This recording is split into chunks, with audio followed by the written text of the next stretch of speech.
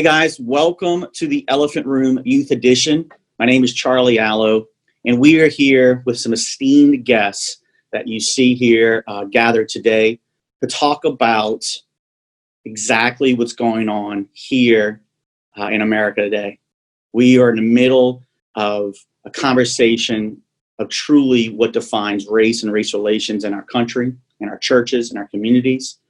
They've been highlighted by recent events that have been videotaped, been discussed, has caused outrage, has caused concern, and a various part of emotions.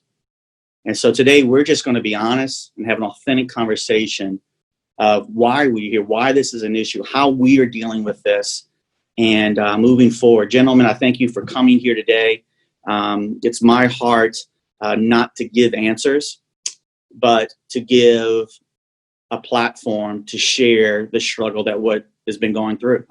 We have a diverse group of men here who represented youth, influencers, speakers, and leaders from around our country. And I want to thank you first for being here, taking the time to speak into this conversation. I'm hopeful that we can provide some navigation, some discernment, some wisdom for our leaders, youth leaders, and other type of senior leaders, whatever it may be, or working with our students in our communities. And I just want to say thanks. And I want to just say thank you, not just for being here, but for being willing to engage one of the biggest elephants that exists in the room, right? I am a youth pastor in New Jersey. I've been doing that for the past 12 years. Dore, I am a youth pastor here in Oklahoma City. Been in full-time ministry for about 15 years now. So. My name is Peter Reeves. I am a youth pastor, next gen pastor out here in Lansing, Michigan, and been out here for about 3 years, and excited about this conversation. Charlie, thank you for putting this on. Andre Anderson.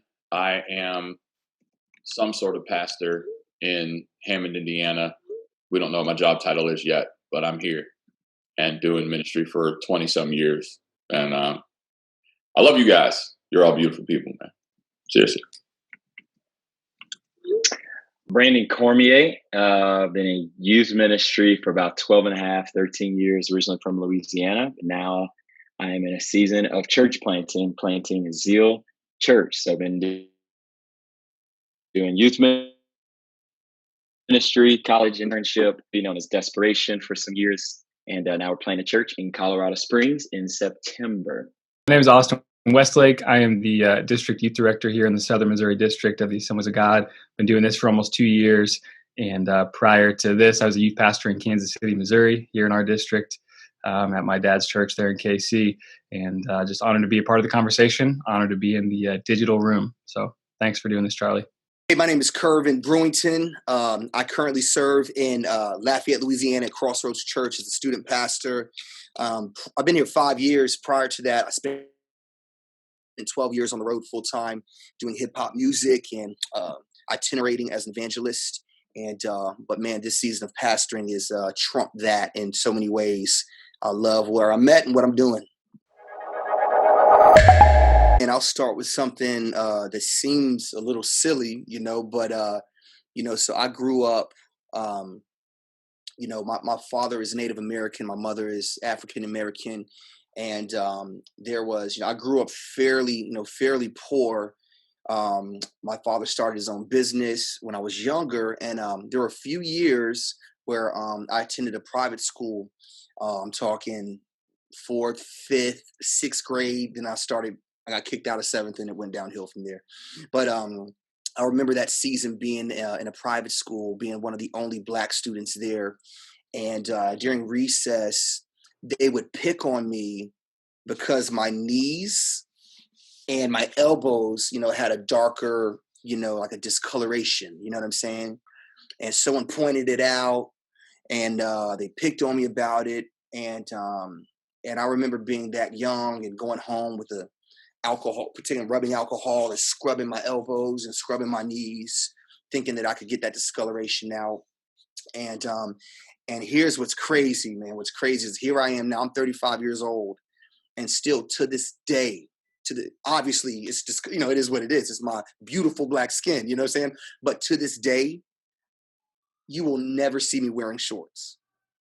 You will never see me wearing shorts unless you're like in my home or, in the safety of my own home. It's just a thing, man. And again, it's not because of discolorated or discolored kneecaps, but still it just did something deep on the inside, man, that literally changed the trajectory of my life and how I experienced life, Kind of crazy how that works, Some of my earliest memories of just racism being a real thing. It's so interesting. My dad I grew up in New York City. My dad worked for the United Nations, and I would remember my dad making jokes just about different situations pertaining to different kinds of people. Like my mom was like, "Hey, we're gonna go on a cruise," and my dad was like, "Nah, the last time we got on a boat driven by a white man, we ended up, So, and my family is truly, like I'm for real African American. Like my mom is from Africa, from Zambia. Like hello, how are you doing? Like real African, and my dad is from here, and I just remember different scenarios. But the one that Curvine, you were talking about it, Curvine, that made me think is I remember coming home from school one day. And there was this girl in my class that was handing out birthday party invitations. And, I assumed, my dad taught me to have confidence. I assumed I was getting one of those invitations. And I remember not thinking anything of it. But at the end of the class, she never gave me an invitation. And when I asked her, why, she said, it's because you're black. I remember coming home from school, turning the water on super hot, and letting it steam and trying to wipe the black off of my skin. I remember my dad and my mom coming in and telling me, "Hey, son, listen, you're perfect the way God made you." And then my dad teaching me, "Hey, there's a reality, there's a difference in the way you can act and the way you can respond. And there's a reason why you weren't invited to that party." And so that was one of my earliest memories. I'm not saying that they handled that well. I mean, my dad made light of it. He said, "Peter, you got to have a white voice and then a black voice. Like you see a brother, you can be like, 'Hey, what's up?' You see a white man, you're like, 'Hey, how are you? Peter Reeves, good to meet you.'" So he taught, we joked about it and tried to make it funny. But really early, 6, 7 years age, it became alive to me that there is a difference and of how people look at me. And maybe I'll just share one more. I remember my dad gave me specific instructions about how to drive a car and what to do when you got pulled over, and how to address the officer and how to keep your hands on the steering wheel and, ask them multiple questions like, "Hey, your license and registration. Hey, what I heard you say is that you want me to get my license and registration," right? And then, "Hey, now I'm getting my license and registration." And I remember, I always just was nervous of the police, afraid of the police. And until one time I was in the car with my friend Ryan, and the cops pulled us over, and I was like, "Ryan, put your hands on the steering wheel. Don't touch anything." And the officer came to the door, and Ryan was like, "You pulled me over wrongfully." And I'm like, "Yo, we about to die." And Ryan was white, and he was like, "You have to tell me why you stopped me, why you pulled me over." And I'll just never forget that experience because the officer let us go, and he apologized to Ryan. And I was like, "Oh, whoa, I get it. I see what just happened there." I'm like, I was like, you know what I'm gonna do? I'm never riding in the car without a white person again. This is I married a white girl. I'm like, me and you together forever, baby, because I'm never getting pulled over. So, but yeah, man, I hate to make light of it, but those were some of my earliest experiences that I remember and that were a big deal to me. Yeah, Peter, my story is actually very similar to yours. The earliest I experienced racism was kindergarten, believe it or not. And when I grew up in St. Louis, Missouri, back when I was a little youngster, I actually was part of a program that bused inner city kids out to the county to go to school. So I would drive what felt like forever to a kindergarten, but it would be like 30, 40 minutes to go to school in a different county. And same thing. Girl was handing out invitations for a birthday party. And back then, as a kid, the place to go was Discovery Zone. And I remember telling my parents, like, "Yo, I want to go to Discovery Zone.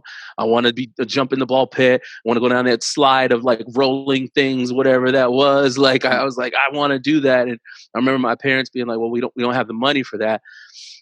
So fast forward, this kid is having a birthday party, and she's handing out invitations, and she's like, we're going to Discovery Zone. And I'm thinking to myself, yo, this is my opportunity to go to Discovery Zone. And I didn't get an invitation. And I remember being like, what's going on? Like, what's wrong with me? I can't understand. I remember going home and telling my dad, I was like, so-and-so was handing out invitations to her birthday party at Discovery Zone, and I didn't get one. And my dad was like, let me talk to you, son, about some things in life as a kindergartner, which is in my mind bananas. Kindergartners are what, 5 years old, 6 years old, having that conversation with my dad. And then I remember going back to school. That was on a Friday. The birthday party was the weekend. Going back Monday, and that kid was there with his mom, and his mom made him apologize to me for not inviting me. The kid was like, I didn't want to give you one because you were black, this, that, and the third. But his mom made him apologize. And I remember just being almost like just confused. Like, I just don't understand. Like, what's wrong with me? Like, why this kid doesn't like me because I'm black? I don't understand this. But shout out to my family, because that Friday after, my dad, my uncles and aunts, my cousins. My dad is he is the youngest of 9 kids, so we got a lot of family. But that weekend, my whole family we were at Discovery Zone, which was pretty amazing. But that was my first encounter with racism as a kid. Man, kindergarten. I'm in Pittsburgh, Pennsylvania, North Braddock, Ben Fairless High School. I shouldn't call them out like that, but it was Ben Fairless High School. It was real. And whenever we would leave, everybody had to have a partner. You had to hold hands. I always held hands with Kenny. Kenny was my homie. Black dude, lived around the corner. We always held hands. That's what you do. One day, the teacher made me hold hands with Mike. Mike lost his mind, like straight up meltdown, because he would not hold my hand.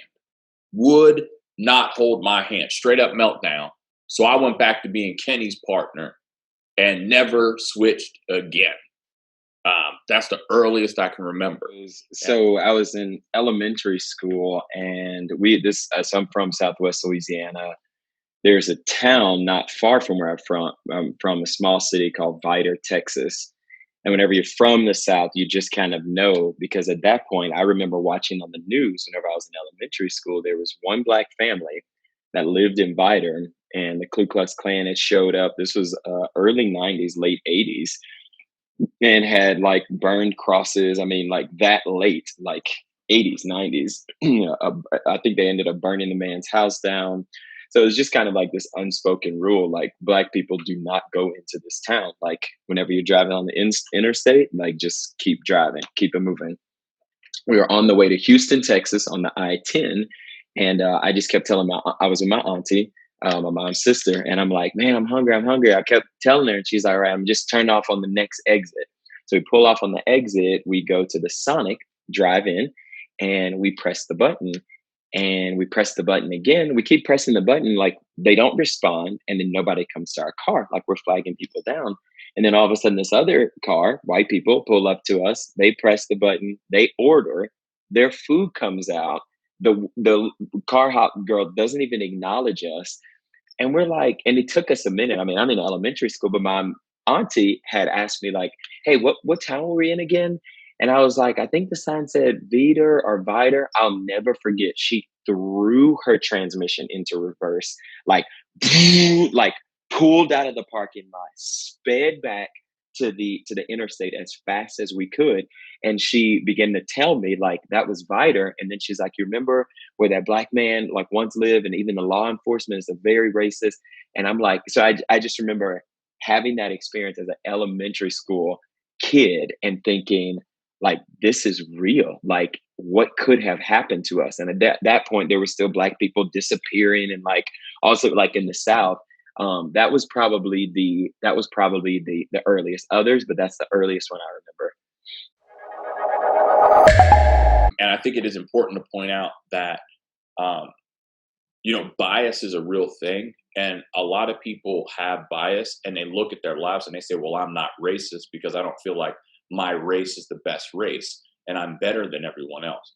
But the problem is that bias is a lot more dangerous because a bias will make you look at me as a threat as opposed to someone else. So in my situation, my father-in-law is a very well-respected, world-renowned eye surgeon. And he has a nice house, and it's big. And I lived with him for about 5 years, on and off, just because he let me and my wife and my kids stay there for various reasons. And because he lives in this nice area, it is what it is. You go walking, you walk, you hang out. The school is right up the road, so I walk my kid to school because it's important for me to be the man that people see. Like, me, like you're going to know me. And so we walk, we ride our bikes. I talk to all the parents at the school, but I'm always in that area, so people know me. I have had the police called on me 4 times while walking in that area. Now, a little girl, her home was broken into, and she was murdered by a black man about 15 years ago. And everyone knows the story. Her mom is on like the board, the council in that little town. There was one day I was on the phone with my mom. I was walking down the street, walking up on the main road, nice area, remember. Police pass me. I notice, I don't pay attention. Passes me again. Passes me again. And then I have to walk past the fire station, and there's 2 police officers at the fire station.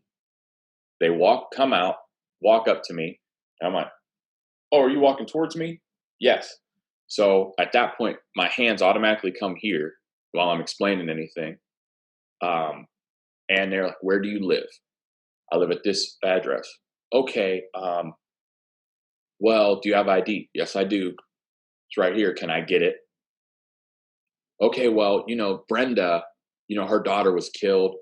And she said a black guy that looks like the black guy that killed her daughter is walking in the neighborhood. So we had to come and check you out." And I go, "Brenda?" "Yeah." "Brenda knows me. Brenda, I just had a baby a week ago, and Brenda held my brand new baby at the community picnic.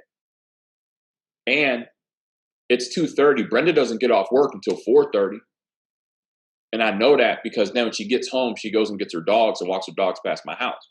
But I'm going to be sure to talk to her and see what was going on." He gets beat red. And I said, "It's okay. I've been black a long time." And he goes, "We're good. We're good. Am I free to go?" He said, "You're free." And I walked away. So I just recently shared this on I think it was one of my Instagram live stories. So it was just a couple of years ago, 2017. So 3 years ago, that's current enough. I had recently moved to Tucson, Arizona, driving in my car. It's a luxury vehicle, Volvo XC90. It's older, but it's nice, whatever. I had 4 of my staff members, 4 of my white staff members in the car with me. I had just moved to town, so I wasn't familiar with the area. And whenever I was turning, I think the street, the feeder road or something to get onto the interstate, maybe I crossed over a turning lane, something like that. But I was on my way back home. We had gone out to run some errands. It's nighttime. And so I remember the cop lights going off behind me. And so I had my hands on the steering wheel. Immediately I tense up. I think one of the things, I was talking to a really close Caucasian brother of mine the other day, and he said, "Brandon, there's never been a time whenever I'm pulled over by law enforcement do I ever think, oh my gosh," he's like, "the worst that I think is I'm going to get a ticket and I'm going to have to pay some monetary price. I've literally never thought my life could be in danger, so I have to follow a certain protocol." And I'm like, privilege.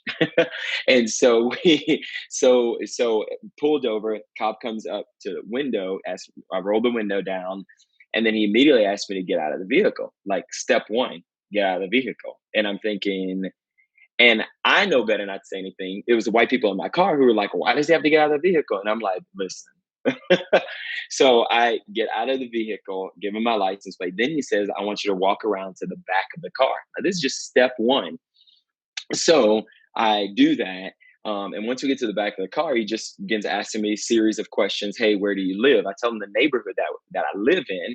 And he describes it. He's like, oh, that's that newer. It was a brand new build where new homes were. And I said, yeah, I lived there. And he just looked at me and he said, well, like, did you buy it, or are you renting, or are you buying that home? And I said, no, I bought it. And he said, well, how'd you do that? Like, you were approved for a loan? Jeez. And I remember in that moment thinking, okay, there's a series of different responses. My blood started boiling, because until you've actually been in a place where you have been humiliated, probably the best description I could ever see, recent movie, it's called Just Mercy. And it's whenever Michael B. Jordan is there being strip searched. It was like that same feeling of just like, you feel so humiliated, you feel less than human. And so I'm standing there. At this point, I'm holding back the tears in my eyes because the guy knows what he's doing. And he just keeps me there for a long time. I get back in the car. He writes me a ticket. I get back in the car. And my 4 white staff members, all millennials, it's dead silence. It was a 20-minute or so drive to my house. And I have tears rolling down my face. And for a couple of them in the car, they're like, we get it. Like, we've never experienced that personally, and we've never seen that before. And it was like this revelatory moment. It was dead silence all 20 minutes home. I'm like, I don't want to talk about this. I don't want, like, we can talk about this tomorrow. I just need y'all to get into your car and go home, and I'm going to stay here. And that's it. And then we processed it a couple of days later, but that's recent, 2017. Yeah, I would say the most recent thing that happened to me, 2019. My wife is addicted to TJ Maxx, and so I take her there regularly so we can stop arguing. And I just want to get that out there. And she's at, I'm at TJ Maxx with her, and she's doing her thing, walking through every aisle meticulously, like she's at a crime scene. And I'm just kind of floating around the store, looking at some different things, whatever. And I realized that this gentleman, white gentleman, and another lady, they're kind of like on both ends of me. At each row I go to, they're both on both ends. So I'm looking at both of them, and I'm like, yo, what is going on? Like, who are we looking for? Because I will help you. You know what I mean? Like, you tell me who we're looking for, and I got you.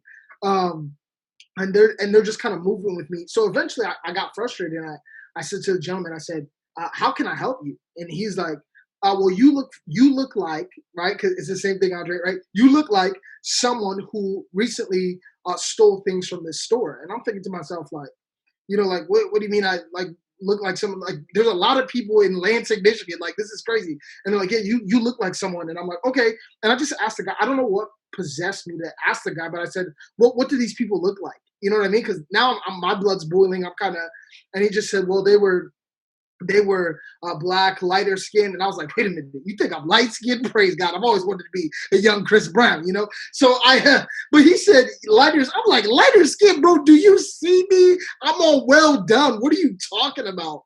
And I said, listen, my wife is over there. She's the one buying literally $2,000 worth of stuff. What did you buy? But I said, I'm with her. I was like, we're good. I've never come into the store. And I was like, this is discount shopping. Like, I'm not stealing anything from y'all. And this guy's like, sir, we would just feel more comfortable if you would stay in the front of the store. That's what he said to me, 2019. We would just feel more comfortable if you would stay in the front of the store. And I said, okay. And I would feel more comfortable. I said, I would do it because I would feel more comfortable if you would stop following me. And so that was 2019, literally 1 year ago. And we have not been back to that store since, but just a real moment for me again, that like, it doesn't matter how much money I make. It doesn't matter how white my smile is. It doesn't matter who I roll with. When some people see me, they just see a black face. And it was just a reminder for me that people are still wrestling with this, and that people don't know how to see color and celebrate it. So it was a real moment for me. The statement you just said was pretty powerful, Peter. You said no matter what, restate what you just said. I don't want to put words in your mouth. You said no matter what. How much money I make, who I'm with, how white my teeth are, how friendly my smile. When some people see me, they just see a black face. And then you click that on, and that's a loaded thought for me. And I think it's powerful because you also said, but why can't we celebrate color? Right? and that black face means many things, right? The one thing I keep hearing 2 or 3 times is that, oh, I seen one black guy, I seen them all, right? That's the profile part, right? And it's not a personality, it's not a person, but it's the true thing is that so help me unpack that just for a moment. I want to get back to the other stores. I think a couple of y'all have something else, but this whole idea of the label, how does that, let's even go with that, the story of if you've been just labeled, Brandon, you talked about humiliation, emasculation of that aspect of, oh, a black man can't afford a good house. That's what the guy was saying, right? That was more or less like, oh, you're renting, that stereotype there, and some other users have other stuff, but how that dehumanization of a label, what does that do? Let's just be plain about it. What does it do when you're labeled? And doesn't matter your success, doesn't matter your personality, doesn't matter your respect, niceness. Let me use your terms, Peter. My smile, my niceness, my success, whatever. I'm just what you want me to be, kind of thing, or think I am. What does that do? Let's unpack that. Yeah, I think that it does a number of things, and I think we have to. If we're going to have a real conversation too, and I think my black brothers on this call, we know there is a little bit of an expectation, and I'd like to see us talk about some of this as well. Whenever you are immersed in white culture, or you were afforded even certain privileges as black men, like I was afforded some privileges. My parents paid for me to go to private school. I was private Christian school for a number of years, and then white schools, middle school and high school. There begins to be this false sense of an expectation that they will somehow see me more clearly because I don't have gold teeth in my mouth, or like my older brother who's 10 years older than I am, I don't have a tattoo of Tupac's "Me Against the World" and a grill with 4 gold teeth. So you begin to develop an expectation that, okay, so well, surely, when they hear me talk, I've watched a couple episodes of Friends or, The Office. So like especially whenever you have that expectation, I think for me, it's an even greater level of pain, because it's like, I know you guys, and then you add the church world on top of that. Like, I've discipled your white children for years, like years. Okay. So it's very to the point of humiliation. It makes you feel less than at a whole new level. And I know we're not necessarily defined by how people see us, but the reality of it is it impacts us. It hits a certain way. As you hear people say, it just hits us a little bit different. And then you just begin to realize, gosh, we have so much more work to do, like in our country, which I think is the great divide between many of our Caucasian counterparts who are like, well, slavery was just so long ago, and Dr. Martin Luther King did his thing. Are things better, It's I could not agree with you more, Brandon. It is the heartbreaking realization that we have not progressed further than what we thought we did. It's that heartbreaking realization that you come to this point thinking to yourself, like, well, surely in my era things are different. And then you bump into stuff like this, and all of a sudden it's a slap in the face, and you're like, wait, what? Like what do you mean? Like, I'm confused how this is still a thing. And it's heartbreaking. Excuse me. It's heartbreaking. Wow, hold on. Whoa, give me a second. Oof. It's heartbreaking because I don't know for you guys, but oh man, sorry. It is heartbreaking because I think growing up in the 90s, there was almost like this air that we were reaching for a better tomorrow. And when your grandparents looked at you, you were the hope of generations of prayers that things were going to be different. And then to be in the 21st century, to be in the 2010, 2019, Peter said this happened 2019. For it to be 2019 and that's still a thing, I struggle. I struggle because I know that God hears prayers, right? I know that He hears prayer. I'm sorry, I'm trying. I know that He hears prayers. It's this brokenness that makes me feel as if, like, man, like, how long do my people have to keep praying the same prayer before they see a difference? And I don't know. I just picture my grandma's face, her putting her hands on my cheeks, speaking life into me, saying, "Baby, you gonna do some great things," and that I could possibly be a representation for my family, to bump into racism and be told that, no, you're still the same as what Black people have been in this country for generations. That's heartbreaking. That's heartbreaking. Man, and you know, and it's wild because we sit here and like I got out of the hood, man. I made it out the hood. I got 2 degrees. I didn't have any kids out of wedlock. Like, you know what I mean? Like we out here, I got my Assembly of God credential certificate. I got a couple plaques from my wall, like for us, like in the hood, you're like, yo, I made it. I made something of myself. I have a good education. I have this, I have that.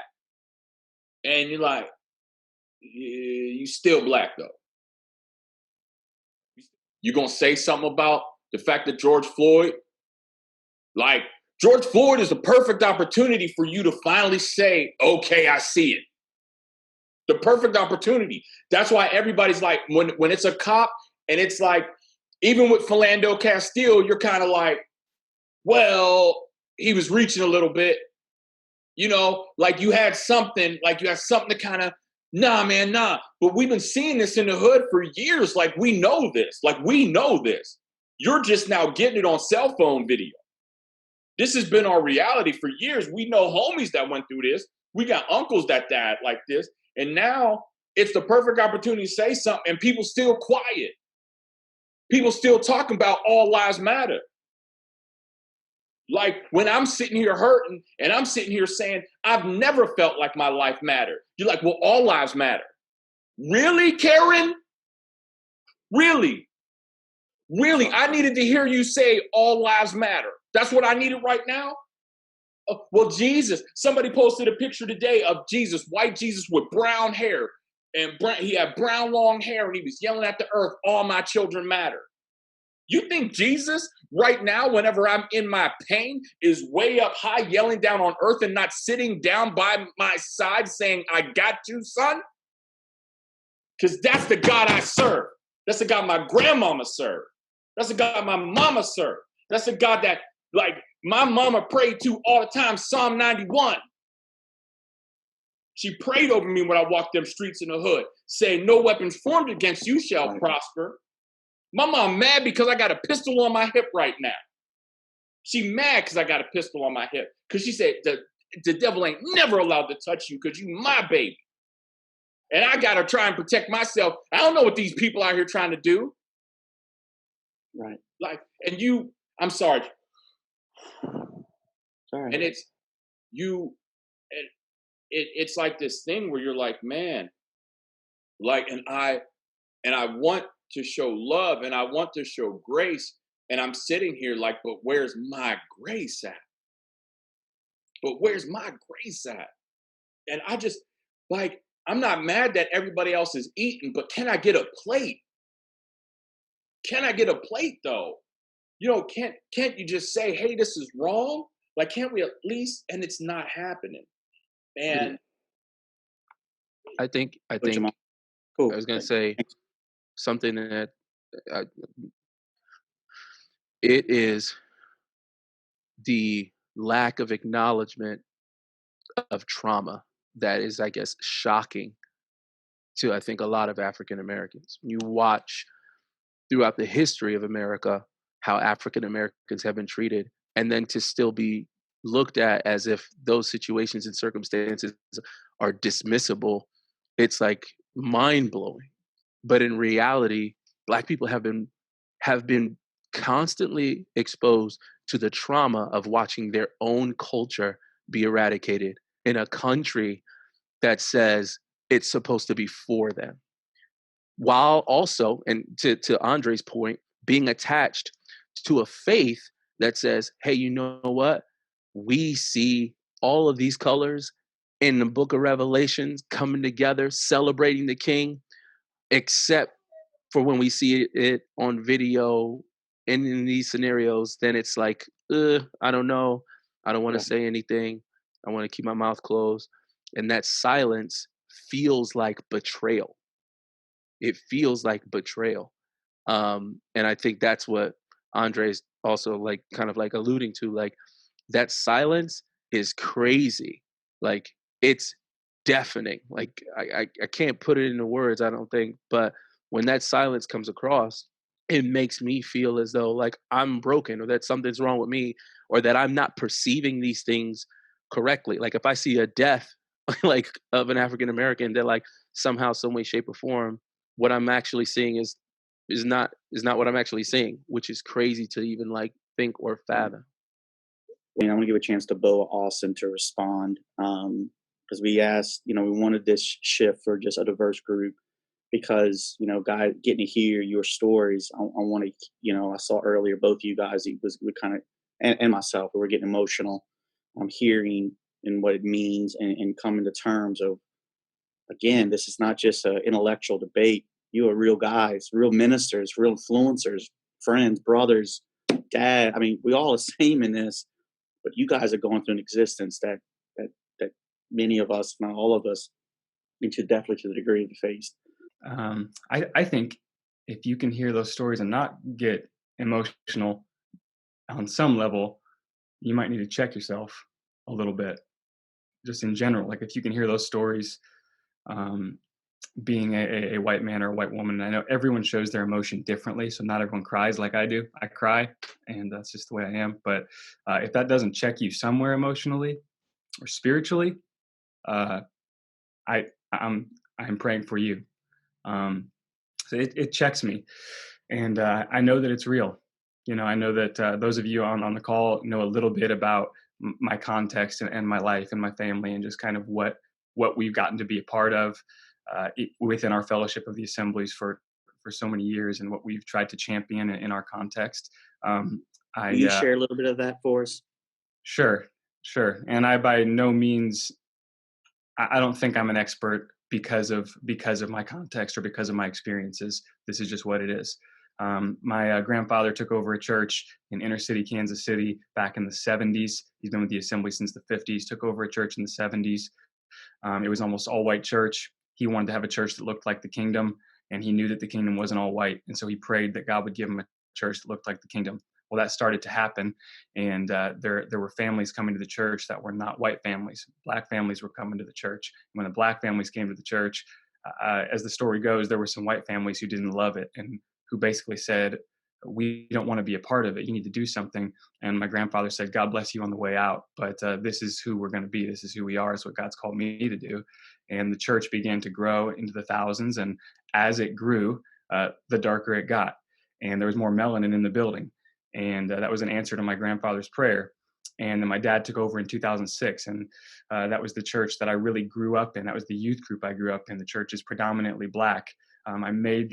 I don't think I'm inaccurate in saying this, that it's one of, if not the largest Black constituencies in the Assemblies of God. And it's pastored by a white man who's my father. And after I grew up in the youth ministry, went to Bible college, then got to be the youth pastor there at the youth group I grew up in. And that was just our context. That was what we knew. Those are the people we did life with day in and day out. That's just how it was. And I remember taking my students on a youth trip to National Fine Arts, actually, in Columbus, Ohio. And we had to drive through Indiana, Illinois, different places. And I remember we had to stop. We had no choice. We had to stop for gas and for one of them to use the restroom in the middle of nowhere, Indiana. And I remember getting all of our students out. And whenever we'd go into those small towns, I would look at our adult leaders and the people who were there with me. And there was an anxiety that came, and in my role, I felt responsibility for what was going on and for what was taking place, and responsibility for my students' safety. Most of them weren't white, and I remember having all of them file off the van and the bus, and we're having leaders standing at the door of the gas station, and we're just watching everyone very close. And there's a picnic table with some guys out front just glaring at them. If your glare could say something, it was saying hatred, it was saying disdain, dislike. And I just remember trying to get them in and out of there as fast as we could. And that was kind of the way it was every time we stopped in a small town for anything. I tried to avoid it at all costs, but on a youth trip, driving students across the country, sometimes you simply can't help it. And then I became a district youth director, and I would go into these small towns by myself, driving across the state. And sometimes I'd go into the small towns and I'd get out at the gas station, and there was this anxiety that would come over me, and I would fumble with the gas and with my debit card, and there was this weird anxiety that would come over me. I'd be real quick when I went in to get a drink or something, didn't look people in the eye. I was quick in, quick out. But I realized there was no reason for me to have that anxiety in these small towns, because these people don't have a problem with me. They have a problem with my brothers and sisters of color, and that's privilege. And so for me, when I had that moment, I realized, even now, after the life I've lived and what I've been around, I realized how real the privilege is. I'm not wishing anyone would harass me in a small town at a gas station. I'm not wishing anyone would do anything, say anything, step to me, anything like that.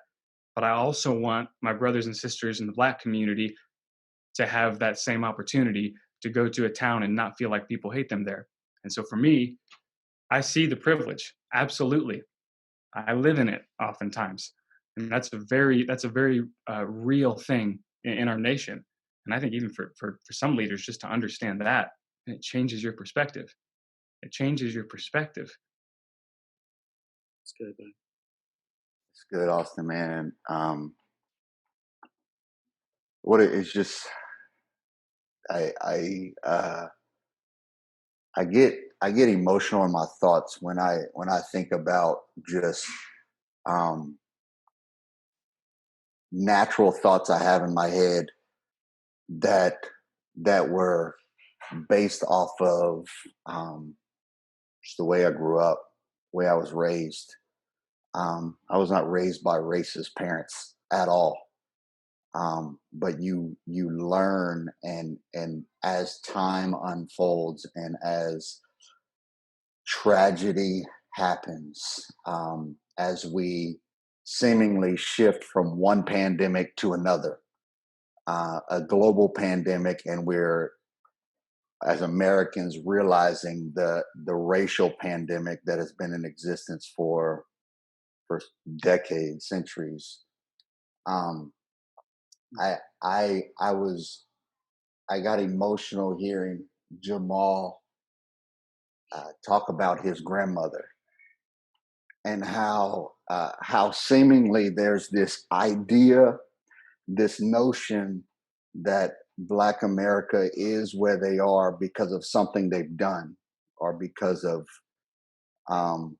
something that it was just something that they inherited, and how I have at times, embarrassingly, just through my own upbringing and my own filter that was driven or learned over years, had the same thought of, well, it's their mess, they got to get out of it.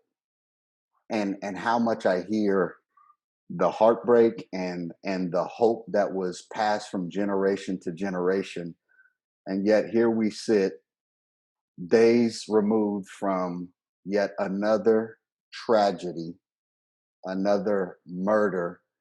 And I feel this overwhelming sense of urgency in my heart, in my prayers, but yet the urgency is overshadowed by the thought of, what do we do? What do we do? I've heard several people have conversations. Several people have open, honest, and transparent conversations. I'm so grateful to each and every one of you guys who have just shared. Man, I'm at a loss for words when I just hear your experiences. I know a couple of you personally, been knowing you for years, learning some of you, Peter and Jamal, just meeting you over the last couple of days. And I feel as though I heard Brandon say this earlier, and Brandon, you can piggyback on this more, but we're getting to a place in society where racism has no more places to hide, and I believe that it's incumbent upon us, men of God, and I believe that it's incumbent upon, specifically in this time, for white American men who love God to step up and be a part of the solution, and not watch and wait and see what's going to happen. But man, I am on this call because I want to learn. I need to learn. I am uneducated. I'm more aware now than I've ever been. But I'm asking the question, what do I do with my awareness? For those who are watching this Zoom call, what do we do with our awareness? Because silence is obviously not the answer. Awareness is something, we're learning information. We've heard story after story after story from these guys on this call. What do we do? What do we do with our influence? What do we do with our sphere? What do we do with our lives? How do we raise our kids in such a way that we not only have a conversation, but we create movement that is a part of the change?